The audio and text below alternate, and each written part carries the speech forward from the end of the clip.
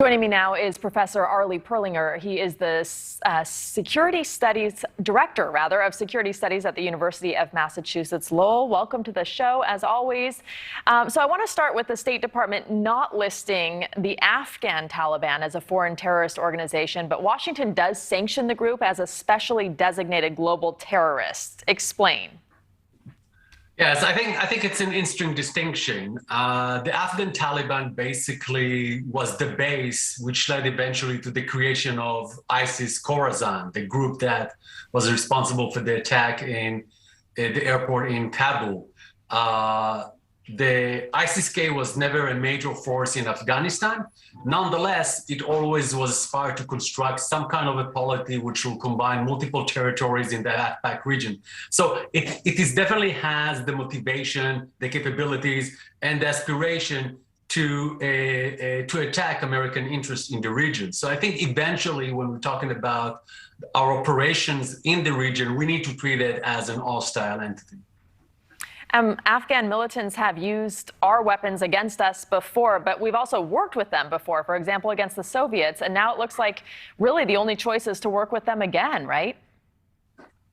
Well, I think that will be fairly complicated. First of all, I think that the landscape in Afghanistan is very complicated. We have multiple radical Islamic groups, multiple jihadi groups, who each one of them try to enhance its influence, its control over the country. So it's not just that they are interested in fighting against foreign elements, including against us, like they've done in the last couple of decades, but also they're fighting each other. Who will gain more control? Who will gain more influence? This is why we see in the last couple of years a significant clash between ISIS-K and the Taliban and its close allies, Al-Qaeda and the Haqqani network. So if we want to collaborate with some actors in Afghanistan, we need also to take into consideration that we are playing into an internal politics and internal power struggle between all these different jihadi groups. Yeah, well, I mean, when we think about terrorism in Afghanistan or militants in Afghanistan, we think about Al-Qaeda, right, as U.S. citizens. But the airport bombing was carried out by ISIS-K, as you mentioned. So what's the relationship between these two groups? What's the difference between them? And who do you, in your view, should we be most concerned about? So first of all, I think ISIS-K, not like any other organizations, they openly fought against other Islamic organizations. They denounced the Taliban's takeover of Afghanistan. They basically saying that the group's version of Islamic rule is insufficient. It's not committed enough. They usually call the Taliban filthy nationalists. And they blame them basically for their ambition, basically to form a government which will be confined to the boundaries of Afghanistan, while ISIS in general believe that the only way forward is to create a transnational entity that will include multiple Islamic clans. So if we're talking about ISIS-K, they really would like to create some kind of a beachhead for the Islamic states in that region, which will include multiple territories from Afghanistan, from Kashmir, from Pakistan, and so on. So we're really talking about different scope. The Taliban really is focusing on transforming Afghanistan into an Islamic theocracy, while ISIS believe that the only way forward is to creating something which is much more transnational.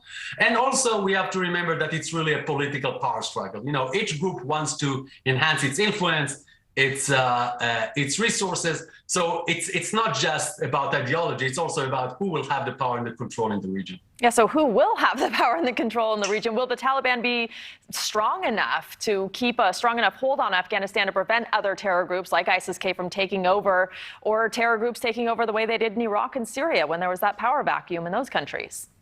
So based on the last few years, while ISIS-K was able to create a consistent presence in the region, it's still a fairly small organization with fairly limited capabilities. Yes, it was able to produce in the last few years hundreds of attacks, but still it's not really comparable to the Taliban, who also work very closely with the Haqqani network and the Al-Qaeda elements. So I think we need to be very, very patient, and we shouldn't overhype the ISIS-K. It's still a fairly small organization that have limited control in very small parts of the country, mainly in the northwest parts of the country. So we need to be very careful. ISIS-K still haven't shown that it can really get to the same level of impact and capabilities such as the Taliban. That may change, things are very volatile in the region, but so far at least, I don't think it's an actual substantial threat to the Taliban.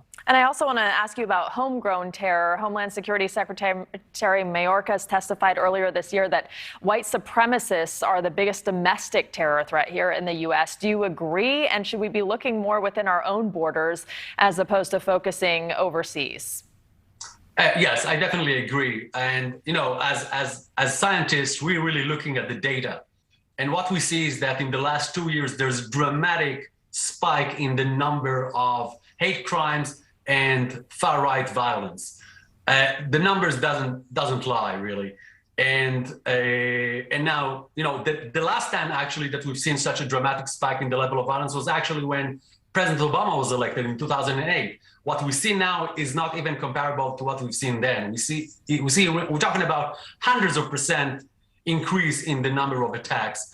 And we have to remember that here we're talking about groups that operate in the homeland, in the U.S., and as we've seen just a few months ago, they are also are not reluctant to attack directly our government and its agencies. All right, Dr. Perlier, thank you so much for joining us tonight.